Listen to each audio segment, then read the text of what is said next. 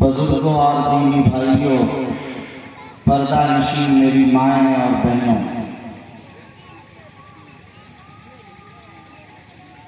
سب سے پہلے میں حق جل مجدہ کا شکر ادا کرتا ہوں کہ اللہ تعالیٰ نے آپ حضرات کے درمیان آ کر کچھ کہنے کا یہ گراں قدر موقع عنایت فرمایا، اور ساتھ ہی مدرسے کے ذمہ داران اراکین کا شکر گزار ہوں کہ انہوں نے یہاں حاضری کے لیے یہ موقع فراہم کیا، اور ساتھ ہی میں بہت ہی شکر گزار ہوں محترم جناب اسلم پروانہ صاحب کا، اصل جن کی دعوت اور جن کے اصرار اور جن کی محبت پر در حقیقت میں یہاں حاضر ہوا۔ شاید یہ درمیان میں نہ ہوتے تو میری حاضری یہاں بظاہر ممکن نہیں تھی۔ اللہ تعالیٰ اس نوجوان ناظم کو قبول فرمائے اور اللہ تعالیٰ انہیں روشن مستقبل عطا فرمائے۔ میں کچھ تاخیر سے حاضر ہوا، وقت کافی زیادہ ہو چکا ہے۔ یہاں آپ کے علاقے کے بڑے ہی ہر دل عزیز اور بڑے ہی مقبول اور محترم خطبہ اور بڑے بڑے علماء یہاں اسٹیج پر تشریف رکھتے ہیں، جن کا خطاب ابھی معلوم ہوا کہ باقی ہے۔ ہمارے شریعہ کے بڑے ہی محترم باصلاحیت نوجوان قاضی شریعت حضرت مولانا مفتی امداد اللہ صاحب یہاں تشریف رکھتے ہیں۔ حضرت مولانا مفتی ابو ذر صاحب قاسمی، حضرت مولانا مفتی روح اللہ صاحب قاسمی دامت برکاتہم العالیہ، یہ حضرات یہاں تشریف رکھتے ہیں۔ ان کا خطاب تفصیلی آپ حضرات سماعت فرمائیں گے۔ میں تھوڑی دیر کے لیے آپ حضرات کے درمیان حاضر ہوا ہوں۔ ابھی آپ حضرات نے دستار بندی کا خوشنما یہ منظر دیکھا کہ بچوں کے سروں پر مکمل قرآن مجید یاد کر لینے کے نتیجے میں علماء نے اپنے ہاتھوں سے ان کے سروں پر پگڑی باندھ لی۔ یہ اعزاز، یہ تمغہ، یہ امتیاز انہیں عطا کیا کہ وہ اب حافظ قرآن ہو گئے۔ یہ حافظ قرآن ہونا کتنی بڑی اللہ کی نعمت ہے۔ اگر آپ دیکھیں اِنَّا نَحْنُ نَزَّلْنَا الذِّكْرَ وَإِنَّا لَهُ لَحَافِظُونَ، ہم نے قرآن کو اتارا ہے اور ہم اس کے حافظ ہیں، حفاظت کرنے والے ہیں۔ آپ اندازہ کیجئے کہ اللہ کا نام بھی حافظ ہے، اور یہ جو بچے آپ کے سامنے بیٹھے عبداللہ، عبدالرحمن، عبدالرحیم، آج سے ان کا نام بھی حافظ ہو۔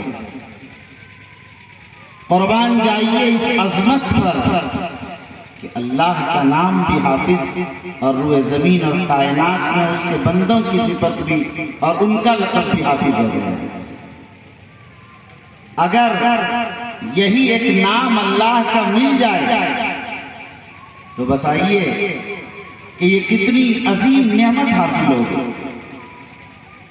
کل قیامت میں جب پکارا جائے گا کہ یہ محمد ہیں، محمد فلاں، اللہ فرمائیں گے کہ میرے محبوب کا نام اس کے نام کے ساتھ ہے، اور یہ جہنم میں نہیں جا سکتا، اسے جنت میں داخل کر دیں۔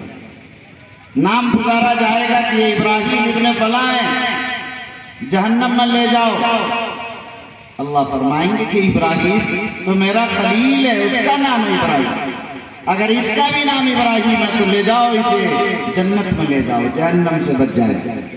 کیا خیال ہے آپ حضرات کا کہ جن کا نام حافظ یعنی اللہ کا نام ہو جائے گا کیا وہ جہنم میں جائیں گے؟ وہ جہنم میں نہیں جائیں گے، وہ جہنم میں نہیں جائیں گے۔ امام محمد رحمۃ اللہ علیہ کا جب انتقال ہوا، قبر میں انہیں اتارا گیا، آواز آئی، سوال کیا گیا امام محمد سے، یا محمد صل تعطى، اے محمد مانگیے کیا مانگنا چاہتے ہیں، سوال کیجئے کیا چاہتے ہیں، آج آپ کو دیا جائے گا۔ امام محمد رحمۃ اللہ علیہ قبر میں لیٹے ہوئے، سوال ہو رہا کیا چاہتے ہیں؟ ذرا آپ بتائیے کہ اس وقت کوئی بھی سوال کرنے والا کیا کہہ سکتا ہے سوائے اس کے کہ یا اللہ ہمیں معاف فرما دیجیے، یا رب اغفر لی، ہے میرے پروردگار مجھے بخش دیجیے، یا اللہ میری بخشش کی سرٹیفکیٹ مجھے عطا کر دیجیے، میری مغفرت کا پروانہ مجھے عطا کر دیجیے، اس کے علاوہ اور کوئی کچھ نہیں کہہ سکتا۔ امام محمد نے وہی کہا، یا اللہ مجھے معاف فرما دیجیے۔ آواز آئی ہے محمد، کیا میں نے تمہیں اس لیے علم دیا تھا کہ تمہیں عذاب دوں؟ جس دن محمد تمہیں علم دینے کا فیصلہ کیا تھا اسی دن تمہاری نجات کا فیصلہ کر چکا۔ یہ علم ہے، جب انہوں نے اپنے سینوں میں اس قرآن کو حفظ کر لیا ہے تو ظاہر جہنم اس پر حرام ہو گیا۔ جس سینے میں اللہ کا کلام ہوتا ہے وہ سینہ جلایا نہیں جاتا ہے، وہ انسان جہنم میں نہیں ڈالا جاتا ہے۔ یہ حافظ قرآن ہو، ان کے والدین کے سروں پر ایسا روشن تاج رکھا جائے گا، لوگ سمجھیں گے میدان محشر میں کہ یہ نبی ہیں، کہا جائے گا نبی نہیں، یہ حافظ کے باپ ہے، یہ حافظ کی ماں ہے۔ 10 آدمی جو جہنم میں جا رہے ہیں ان کی شفاعت کا حق ہے۔ اے لوگوں اسی لالچ میں ہمیں چاہیے کہ ہم یہ عہد کریں آج اس مجلس میں کہ ہم یہاں سے اٹھنے سے پہلے یہ پختہ ارادہ کر لیں کہ آج ہمیں اپنے بچے کو، اپنی بچی کو، اپنے پوتے یا پوتی کو، نوازا یا نوازی کو، اگر وہ بھی نہ ہو رشتہ دار میں کسی کو، وہ نہ ہو پڑوس میں وہ بھی نہ ہو، تو مدرسے میں آ کر ہم مولانا سے کہیں کہ ہمیں کسی غریب بچے کی کفالت کا موقع دیجیے اور 1 سال کا خرچ بتائیے، میں حافظ قرآن بنانا چاہتا ہوں۔ اگر 12,000 کا خرچ بتایا سال کا، 3 سال میں 36,000، 4 سال میں بچہ حافظ ہوا تو 48,000 ہو جائے گا۔ اگر 36 یا 48,000 میں آپ نے حافظ بنا لیا کسی غریب کو اور اس کے لیے آپ نے اپنی جنت کا سامان کر لیا، تو بتائیے کہ اس سے سودا، اس سے سستا سودا اور اس سے آسانی سے جنت حاصل کیسے کی جا سکتی ہے؟ یہ بڑا سستا سودا آپ کے سامنے، اس لیے عہد کیجئے اسی لالچ میں صحیح کہ اگر 4 بیٹا بیٹی ہے، 5 ہے، 6 ہے، 2 ہے، کیا ہے، ایک تو کم از کم ضرور حافظ قرآن بنائیں گے تاکہ کل قیامت کے دن ہماری شفاعت کا سامان ہو سکے گا۔ بنائیں گے بھائی آپ حضرات انشاءاللہ؟ ہاتھ اٹھا کر ذرا بتائیے تاکہ لگے کہ آپ بیدار بھی ہیں۔ پیچھے والے بیدار نہیں ہے لگ رہا، ارے پیچھے والے بیٹھے ہوئے ہیں، ارے بنائیں گے حافظ قرآن آپ لوگ؟ ذرا ہاتھ اٹھا کر بتائیے یار آدمی، ماشاءاللہ اب پتہ چل رہا بنائیں۔ لالچ میں ضرور بنائیے کہ آپ کو جنت ملے گی، بیٹے کے لالچ میں تو آپ لوگ نہیں بناتے، اپنے لالچ میں ہی صحیح بنا لیجیے۔ یاد رکھیے یہ حفظ قرآن اللہ کی نعمت، یہ اللہ کا فضل ہے، وہ جسے چاہتا عطا کر دیتا ہے۔ یہ کسی حافظے کی بنیاد پر، کسی نسبت کی بنیاد پر اور فلاں کسی سبب کی بنیاد پر حافظ نہیں ہوتا ہے۔ حفظ قرآن اللہ کا کی ایک نعمت ہے، اللہ کا ایک فضل ہے، وہ جسے چاہتا عطا کر دیتا ہے۔ یہ حفظ قرآن اللہ کے کلام کا معجزہ ہے۔ آپ بتائیے میرے بھائیوں، 500-600 صفحات پر مشتمل قرآن مجید اتنی ضخیم کتاب، ذرا بتائیے کہ 600 پیج کو اسی زبر زیر پیش کے ساتھ، اسی جزم اور تشدید اور مد کے ساتھ، اسی ترتیب کے ساتھ، اسی انداز کے ساتھ، وہی لہجہ، وہی مخارج، اسی ترتیب سے آدمی، ایک بچہ حافظ قرآن ہو جا رہا، پورا قرآن کو اپنے سینے میں محفوظ کر لیتا ہے۔ اس روئے زمین پر قرآن کے علاوہ کوئی ایک کتاب ایسی نہیں ہے کہ جس کا مکمل اسی زبر زیر کے ساتھ حافظ ہو جائے۔ یاد رکھیے اگر حافظے کی بنیاد پر کوئی حافظ قرآن ہوتا تو علامہ انور شاہ کشمیری رحمۃ اللہ علیہ ضرور حافظ ہوتا۔ علامہ انور شاہ کشمیری رحمۃ اللہ علیہ دارالعلوم دیوبند کے صدر المدرسین، شیخ الحدیث شیخ مولانا محمد حسن دیوبندی کے شاگرد ہیں۔ وہ اپنے زمانے کے سب سے بڑے محدث اور سب سے بڑے فقیہ، خاتم الفقہا، رئیس المحدثین انہیں کہتے ہیں۔ ان کے حافظے کا عالم یہ تھا کہ کہتے ہیں کہ 500 سال پہلے بھی اتنے بڑے حافظے کا انسان پیدا نہیں ہوا۔ انہیں بخاری حفظ ہے، مسلم حفظ ہے، ترمذی، ابو داؤد، صفحات کے صفحات زبانی یاد ہیں۔ ہدایہ ہو، فقہ و فتاوی کی کتابیں ہو، فتح القدیر، سب زبانی یاد ہیں۔ ہزار صفحات میں یاد ہیں۔ قرآن مجید حفظ کرنے کی کوشش کی، 3 مرتبہ حفظ کرنے کی کوشش کی، لیکن حافظ قرآن نہیں ہو سکتا۔ آپ اندازہ کیجئے، جو بخاری و مسلم کا حافظ ہے، ہزاروں صفحات جنہیں یاد ہیں، جن کے بارے میں حبیب الرحمن عثمانی دارالعلوم کے معتمد نے فرمایا اگر دارالعلوم دیوبند کا کتب خانہ جل جائے تو ہمیں کوئی غم نہیں، اگر انور شاہ زندہ ہے یہ ساری کتابیں دوبارہ اپنے حافظے کی مدد سے وہ لکھ سکتے ہیں۔ آپ اندازہ کیجئے کہ اتنے بڑے حافظے کے آدمی لیکن حافظ قرآن نہیں ہو سکتے۔ ان کے صاحبزادے گرامی قدر میرے استاد محترم حضرت مولانا سید انور شاہ کشمیری رحمۃ اللہ علیہ نے درس میں کئی موقع پر فرمایا، کئی بار ارشاد فرمایا کہ والد صاحب رحمۃ اللہ علیہ 3 بار حفظ کرنے کی کوشش کی لیکن حافظ قرآن نہیں ہو سکے۔ یہ حفظ قرآن اللہ کا فضل ہے، وہ جسے چاہتے ہیں عطا کر دے۔ ابھی پھلواری شریف پٹنہ میں چند دنوں پہلے میں ایک مدرسے کی دستار بندی کر رہا تھا تو دیکھا چھوٹے چھوٹے بچے۔ میں نے پوچھا کیا عمر ہے آپ کی؟ تو 7 سال، آپ کی 8 سال، آپ کی 6 سال، 9 سال، 6 7 8 9۔ میں نے کہا بھئی 6 سال میں بھی کوئی بچہ حافظ قرآن، اتنا چھوٹا سا وہ حافظ قرآن، مکمل قرآن یاد کر لیا، اسے کچھ ہوش اور شعور نہیں، 6 سال میں کیا ہو سکتا 7 سال؟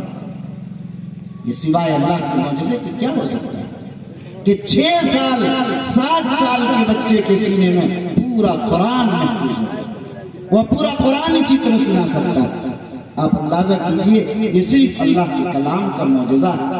بہرحال جب اللہ کے کلام کا یہ معجزہ آپ کے سامنے ہے، آپ میں سے ہر شخص یہ عہد کریں کہ ہمیں اپنے بچے کو، اپنے رشتہ دار کو، اپنے پڑوسی کو کچھ نہ ہو سکے تو کسی ایک غریب ہی کو کسی کی بھی کفالت کر کے ایک اور اس سے زائد جتنا ہو سکے ہمیں حافظ قرآن ضرور بنانا ہے انشاءاللہ۔ دوسری بات جو مجھے عرض کرنی ہے، یہ حفظ قرآن جہاں ہوتا ہے اس کارخانے کا نام مدرسہ، جہاں حفظ قرآن تیار کیے جاتے ہیں اس کارخانے کا نام، اس جگہ کا نام اور اس ادارے کا نام مدرسہ ہے۔ مدرسہ لوگ سمجھتے ہیں کہ مدرسے روز بروز قائم ہوتے جا رہے ہیں، یہ تو بیت العلوم ہے، رسید لیا نکل گئے مولانا صاحب، بڑی گری ہوئی نگاہ سے دیکھتے یہ سمجھتے ہیں کہ شاید کوئی ضرورت مند ہے، کوئی مفلس ہے، غریب ہے۔ میرے بھائیوں، لوگ سمجھتے ہیں کہ مدرسے بہت ہو گئے، کیوں قائم ہو رہے ہیں اتنے؟ ہر روز ایک نیا برساتی مینڈک کی طرح ایک نیا مدرسہ قائم ہو رہا ہے۔ یہ شیطانی وسوسہ ہے جن دلوں میں یہ خیال آتا ہے، یہ زندگیوں نہیں نسلوں کو تباہ کر دینے کے لیے یہ خیال آنا بھی کافی ہو جاتا ہے۔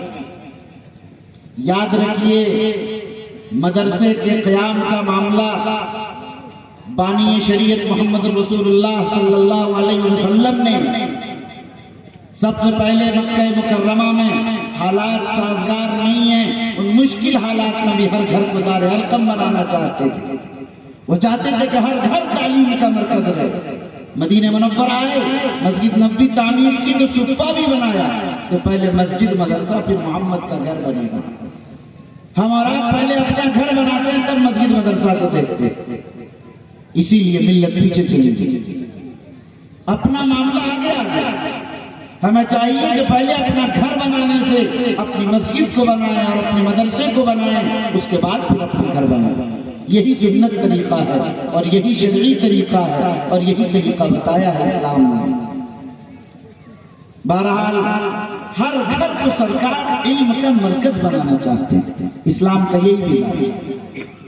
اسی لیے آپ دیکھیے کہ اب اس پس منظر میں اگر غور کریں تو آپ کو اندازہ ہوگا کہ مدرسے زائد قائم ہو گئے یا کم قائم ہو گئے۔ مکاتب کی اور ضرورت ہے، کم ہے یا زائد ہے؟ آپ جانتے ہیں مشہور مسئلہ ہے کہ 4% آج بھی مدرسے میں تعلیم ہے۔ 2011 کے سروے میں 3.5 اور 4% کے بیچ میں، ابھی 2018 کے سروے میں آپ جانتے ہیں کہ یہ 4.5% ہے۔ اب پھر کووڈ کے بعد اگر آپ ابھی سروے نہیں ہوا، اگر آپ کریں گے اندازہ تو وہ 3.5% اور 3% پر آ جائے گا۔ تعلیم مدرسوں کی کمزور پڑ گئی اور کووڈ کے بعد اس کی طرف رجحان گھٹتا چلا گیا۔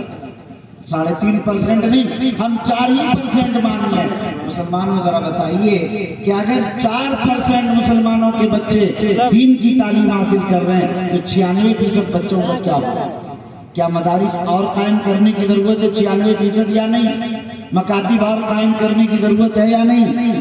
ابھی تو 40% مسلمانوں کے بچے دین کی تعلیم حاصل کر رہے ہیں۔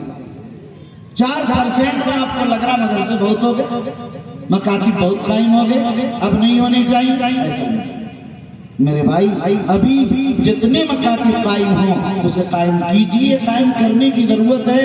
آج ایمان یقین کا سودا ہو رہا، آپ جان رہے کہ لوگ ارتداد کی طرف جا رہے ہیں، تیزی کے ساتھ ہماری بہو بیٹیاں مرتد ہوتی چلی جا رہی ہیں، دین سے پھر رہی، دین سے بیزار ہو رہی، اس لیے انہیں پتہ نہیں کہ ایمان کی قیمت کیا، ایمان کی عظمت کیا، اس لیے کہ ان کی ماں خود پڑھی بھی نہیں۔ ماں بچوں کا پہلا مدرسہ ہے، ظاہر ہے وہاں بھی کچھ نہیں ہو سکا، بچہ مکتب نہیں جا سکا، کہاں تعلیم حاصل ہو، کہاں ایمان یقین کی بات اس کے دل میں ڈالی جائے گی؟ یہ سب چیزیں نہیں ہو پا رہی۔ اس کی وجہ سے صورتحال یہ ہو رہی ہے کہ ایمان سے پھر رہا۔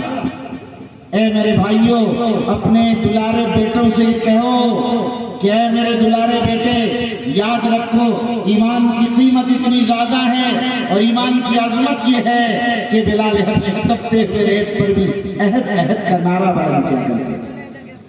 آپ یہ کہیے اپنی بیٹیوں سے کہ دیکھو تم سمیہ کی اولاد ہو، سمیہ نے اپنی جان کو دینا گوارا کیا مگر ایمان کا سودا نہیں۔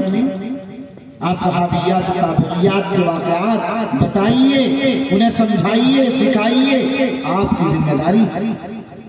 اس لیے میں عرض کر رہا تھا کہ آج بھی ان مدرسوں کی ضرورت ہے۔ اگر یہ مدارس اسلامیہ نہ ہوتے تو اسلام کا وجود اور اس ملک میں مسلمانوں کا وجود باقی نہ ہوتا، ان کی تہذیب باقی نہیں رہتی، یہ زبان باقی نہیں رہتی، یہ عمل، یہ علم، یہ ادارے، یہ رونق، یہ کچھ نظر نہیں آتی۔ یہ صرف مدارس اسلامیہ کا ہے۔ آپ جانتے ہیں کہ 1757 میں جہاد پلاسی، 1857 تک 100 سال مسلمان شکست کھاتے رہے۔ 1857 میں جنگ شاملی ہوئی، سارے لوگ آپ نے دیکھا کہ 52,000 مسلمانوں کو پھانسی کا پھندہ دیا گیا، 27,300 علماء کو پھانسی کے پھندے پر لٹکایا گیا۔ جو علماء بچے وہ ہجرت کر گئے، کچھ کو کالا پانی بیچ دیا گیا۔ مدارس تو روسا قائم کرتے تھے، نواب قائم کرتے تھے، یہی لوگ مدارس چلایا کرتے تھے، لیکن یا تو پھانسی پر چڑھا دیے گئے، یا کالا پانی بیچ دیے گئے، یا وہ ہجرت کر گئے، باقی رہنے والے نہیں رہے۔ مولانا قاسم نانوتوی رحمۃ اللہ علیہ نئے نظام کے ساتھ مدارس قائم کیے۔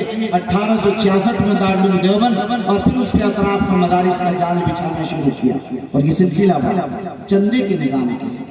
اس سے پہلے چندے کا نظام نہیں تھا، وہی نواب چلاتے تھے، کوئی رئیس چلاتے تھے، کوئی کارخانے کے مالک چلاتے تھے، کوئی فیکٹری چلاتے تھے، اور اکثر تعلیم تو حکومت ہی دیتی تھی، دینی تعلیم، لیکن اب ان سب کو بند کر دیا۔ حضرت نانوتوی نے جو 8 اصول مدرسوں کے لیے بنائے، اس میں ایک یہ بھی بنا دیا کہ حکومت سے کوئی مدد نہیں لی جائے، حکومت سے کوئی مدد نہیں، عوامی چندے سے مدرسہ چلا جائے، خون پسینے سے جو عوام کے پیسے آئیں گے، تھوڑے تھوڑے پیسے، اس سے ادارہ چلا جائے۔ اس میں کئی حکمت ہے۔ جب حکومت کے پیسے نہیں ہوں گے تو حکومت دخل اندازی نہیں کرے گی، کسی ایک آدمی کا پیسہ نہیں ہوگا تو پھر ایک آدمی کے پیسہ ہونے سے انہی کی چاپلوسی کرنی پڑتی ہے۔ جب عوامی چندہ ہوگا، 2000 4000 لوگوں سے مل کر پیسے آئیں گے تو عوامی رابطہ علماء کا باقی رہے گا۔ جب عوامی رابطہ علماء اور عوام کا باقی رہے گا تو آپ جانتے ہیں کہ اس ملک میں اسلام اور ایمان کی حفاظت کا سامان دارالعلوم دیوبند اسی لیے قائم کیا۔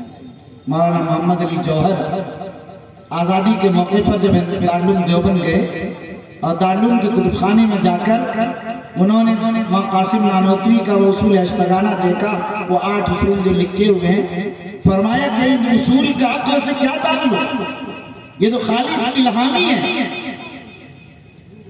100 سال ٹھوکریں کھانے کے بعد آج جس مرحلے پر ہم لوگ پہنچے ہیں کہ حکومت سے مدد نہیں لینی چاہیے، مولانا محمد علی جوہر نے فرمایا یہ اللہ والے، یہ بزرگ 100 سال پہلے ہی اس مقام پر پہنچ چکے تھے کہ حکومت سے مدد نہیں لینی چاہیے۔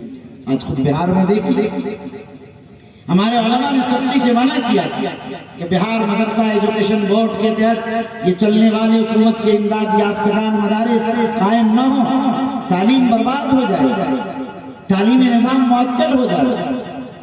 مگر کچھ وہ لوگ جو چاہتے تھے کہ نہیں حکومت سے مدد لے کر کرنی چاہیے، حاصل کرنی چاہیے، وہ لوگ غالب آ گئے۔ اس وقت کہ ہمارے اکابر نے سختی سے اس کی تنقید کی لیکن نہیں مانا اور لوگوں نے مدارس قائم کر لیے، اور آج دیکھیے اس کا حشر۔ ایک مدرسے کی آواز سیتامڑھی سے اٹھتی ہے، ایک سے جا کر بڑھتے بڑھتے 609، اور اس کے بعد یہ سارے سلسلے آپ دیکھیے۔ صورتحال تو یہ بنتی جا رہی ہے جیسے لگ رہا کہ پورے مدارس کو ہضم کرنے کی کوشش ہے حکومت، بار بار کہہ دینے کے بعد حکومت کی کوئی توجہ اس پر نہیں ہے۔ اب کیا دیکھ رہے سمجھیں، ہر روز نئے نظام، نئے نصاب، یہ کمپیوٹر اور یہ انگلش اور یہ حساب اور یہ جغرافیہ اور یہ سائنس اور فلاں اور فلاں، یہ ساری اسی بنیاد ہے۔ کیا مسلمانوں میں یہ طاقت نہیں ہے کہ وہ اپنے بچوں کی دین کی تعلیم کے مدارس و مکاتب خود قائم کریں چلائیں؟ جو نظام مولانا قاسم نانوتوی نے دیا تھا وہی نظام درست اور سچا اور پختہ ہے، اسی نظام پر اگر مسلمان قائم رہتے آج یہ حالات دیکھنے نہیں پڑے۔ یہ مدارس جو بورڈ کے مدارس ہیں یہ عام طور پر 90% مدارس کی کیا ہو گئی صورت، وہ سند بیچنے کے علاوہ کچھ نہیں ملے، فارم بیچنے کے علاوہ کچھ نہیں رہ گئے۔ آپ جانتے ہیں یہ عذاب بھی کیوں آیا؟ یہ اللہ کی طرف سے اسی لیے عذاب آیا کہ جب تنخواہیں حلال باقی نہیں رہی، نظام تعلیم قائم نہیں رہا، ادارے مفید نہیں رہے، تو پھر جھاگ کی طرح سے اڑا دیا گیا۔ قرآن کا نظام ہے یہ، اما الزبد فیذهب جفاء واما ما ينفع الناس فیمکث فی الارض۔ جو چیز غیر مفید ہوتی ہے وہ ختم ہو جاتی ہے، جو مفید رہتی وہی باقی رہ جاتی ہے۔ اسی لیے ان اداروں کو مفید بنانے کی ضرورت ہے، مفید بنانے کی ضرورت ہے۔ آپ یہ نہ کہیے کہ کمرے چھوٹے ہیں جو حکومت کے نظام کو پورے نہیں کرتے۔ میں نے کہا اور بار بار کہا حکومت سے، یہ بار بار کہا ہے کہ دیکھیے کمرے چھوٹے ہوں یا بڑے، آپ 15x15 یا 15x20 کے کمرے چاہیے، اگر 12x12 کے کمرے تو کون سا گناہ ہوگا؟ تعلیم ہونی چاہیے۔ جن مدرسوں میں تعلیم ہو رہی ہے حکومت سے میں اپیل کرتا ہوں کہ اس کی تنخواہ فوری جاری کیا جانا چاہیے۔ ہاں جہاں تعلیم نہیں ہوئی، اساتذہ پڑھا نہیں رہے، طلبہ نہیں آ رہے، اس کی تنخواہ جاری نہیں ہونی چاہیے۔ یہ ظاہر ہے کہ اسلام اس کی اجازت نہیں دیتا ہے کہ حرام کے ساتھ تنخواہ لی جائے، جب تک وہ حلال طریقے میں اختیار کیا جائے۔ اسلام کی تعلیم نہیں، ہاں جہاں تعلیم ہو رہی ہے چاہے کمروں کی کمی ہو یا تعداد کی کمی ہو یا اس کے سائز کی کمی ہو، یہ کوئی ایسی کمی نہیں کہ جس کی بنیاد پر یہ مسائل پیدا کیے جائیں، لیکن یہ تو اندر کی بات ہے۔ مگر میں نے یہ بات کہی اور بار بار کہی ہے کہ دیکھیے جب مدارس کا سروے ہو چکا تو بار بار سروے کا کیا معنی؟ اگر کمی ہے اس میں تنخواہ بند کرنا بالکل بے اصولی ہے، غلط ہے، غیر قانونی ہے۔ تنخواہ تو بند کرنے کی جہاں تک بات ہے تو ظاہر ہے کہ سروے جنہوں نے کیا ان کی بند ہونی چاہیے، سروے کے بعد یہ تنخواہیں جاری ہیں۔ یہ سیلیاں حکومت کے سروے کے بعد جاری کی گئی ہیں، تو ظاہر ہے یہاں کمی کہاں پیدا ہوگی، خود حکومت اچھی طرح سمجھ رہی اسے۔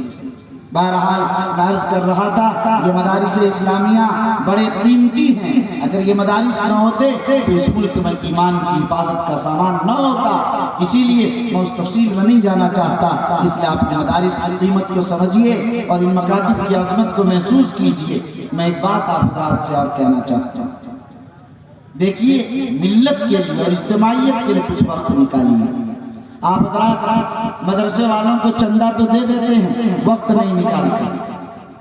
ملت میں کیا مکاتب کی ضرورت ہے؟ اس آبادی میں کون قائم کرے گا اس مکتب کو؟ کیا آپ کی نظر ہمارے شریعہ پر ٹکی رہتی ہے؟ کیا آپ کی نظر کسی جمعیت اور جماعت پر ٹکی رہتی ہے؟ کیا آپ کی نظر کسی بڑے ادارے اور بڑی شخصیت پر ٹکی رہتی ہے؟ کیا آپ کی نظر کسی اور علاقے پر پڑی رہتی ہے کہ باہر سے کہیں سے کوئی نظام آ جائے؟ نہیں. کبھی کسی دوسرے کی بیساکھی کی بنیاد پر اپنی قوم، اپنی ملت اور اپنی نسل کی تعلیم کے بارے میں سوچئے. اپنی تعلیم کا انتظام خود کیجئے اور کھڑے ہوئیے.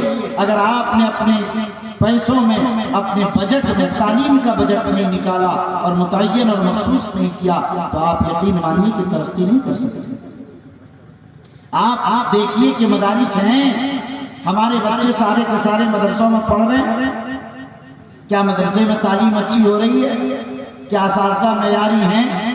کیا تعلیم معیاری ہو رہی ہے؟ کیا ان اصول و ضوابط کے ساتھ جو تعلیم ہونی چاہیے وہ سارا نظام و سسٹم ہے یا نہیں؟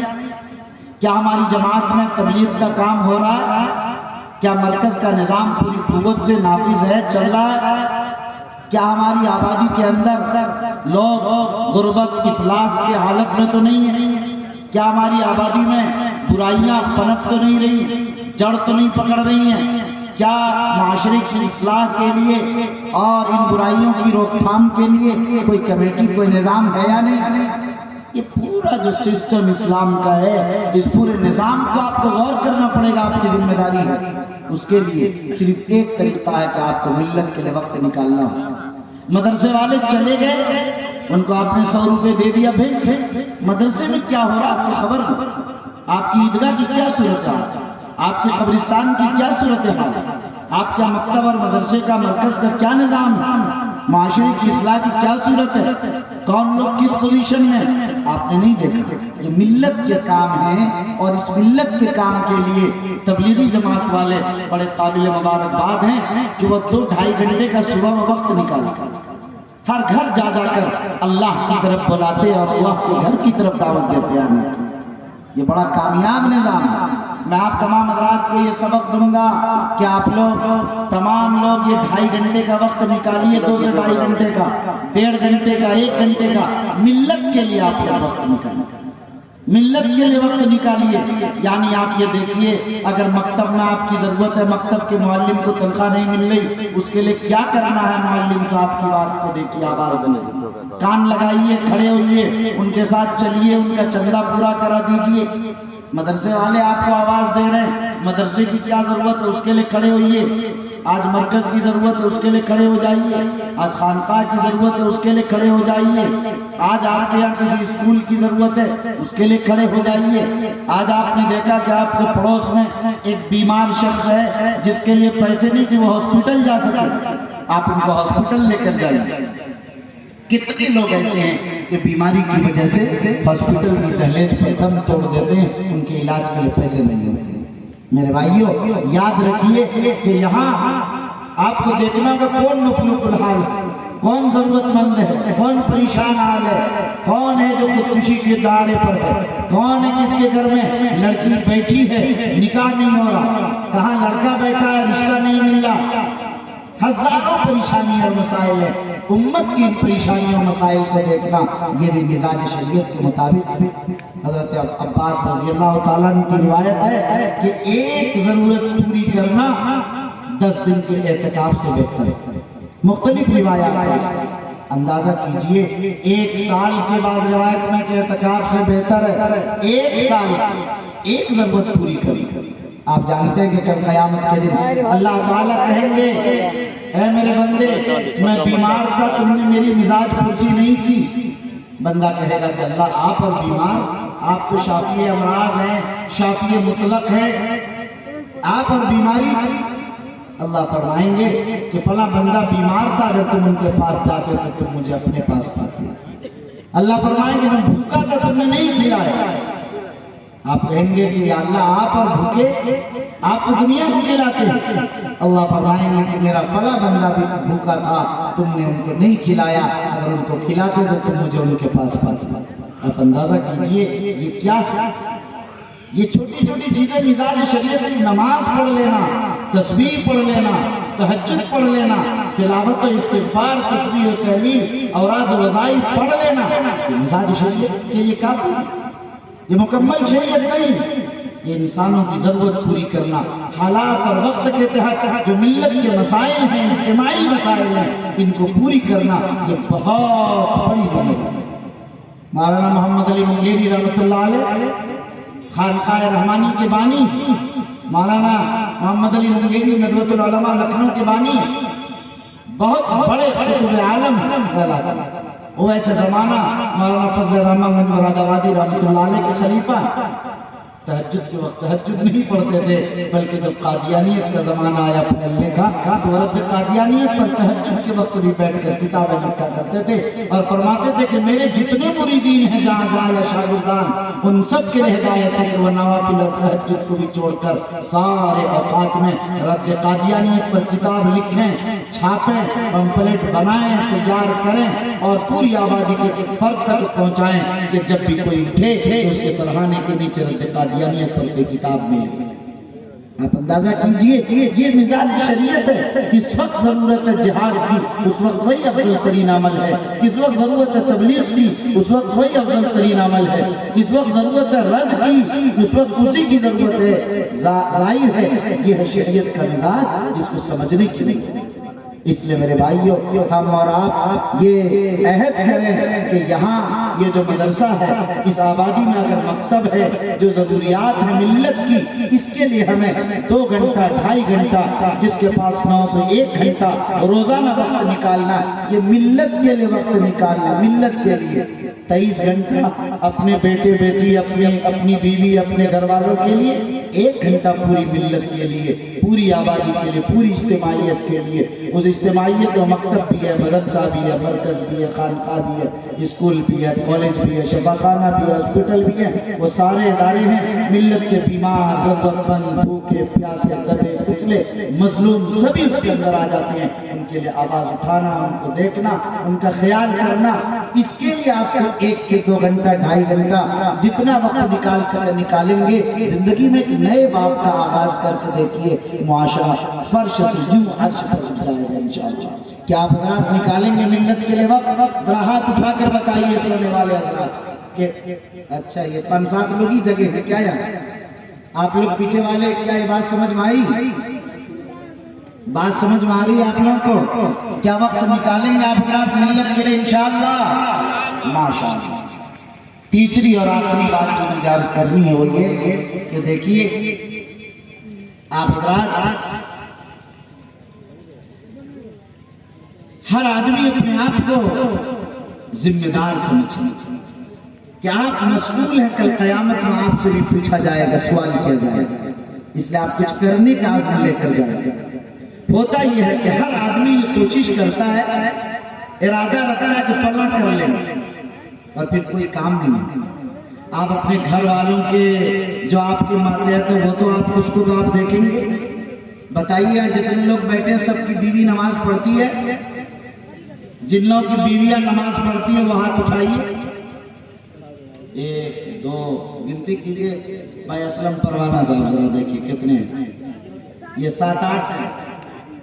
بتائیے 7-8 لوگوں کی بیویاں نماز پڑھتی ہیں۔ تو آپ لوگ جن کے ہاتھوں کا کھانا کھا رہے ہیں وہ کھانا کیسا لگتا ہے؟ ایک بے نمازی کے ہاتھ کا آپ کھانا کھا رہے ہیں، بتائیے کہ کیا ہوگا؟ اور جس سے آپ محبت کرتے ہیں کہ دنیا میں سب سے زیادہ محبت ان سے کرتے ہیں، نعوذ باللہ نعوذ باللہ نعوذ باللہ، وہ جہنم میں جلے گی، آپ کیسے برداشت کریں گے؟ کہ اس کو تھوڑی دیر کے لیے بھی آپ سوچتے ہیں یا نہیں سوچتے کہ ہم لوگ جانوروں کی طرح کھاتے پیتے سو جاتے اٹھ جاتے اور زندگی سوچنے کے لیے انسان بنایا گیا۔ اس کو اہل علم حیوان ناطق کہتے ہیں۔ اسے یہ عقل والی قوم ہے، عقل کو استعمال کرنا چاہیے۔ قرآن مجید کے ہر صورت اور پارہ کوئی خالی نہیں سے کوئی پارہ جس میں یہ تعلیم نہیں دیا ہو کہ غور کرنا چاہیے، قرآن میں غور کریں، شریعت میں غور کریں، عقل مندوں کو مخاطب کیا۔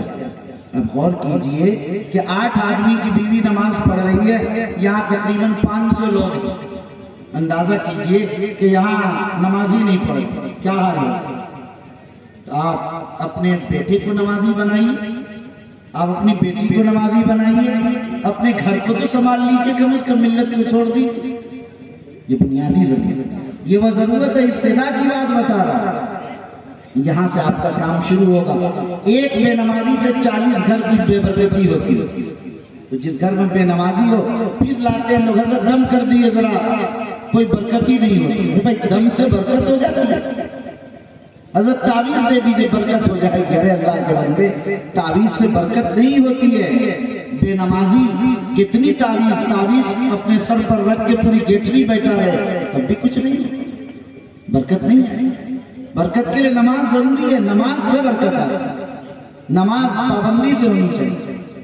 زکوٰۃ کا آپ ادائی نہیں کرتے، مدرسے والوں کو گالیاں دیتے ہیں، اگر یہ آپ پر رحم کرنے کے لیے جاتے ہیں کہ آپ عذاب سے بچ جائیں، جہنم سے بچ جائیں، تو پھر بھی آپ گالیاں دیتے ہیں۔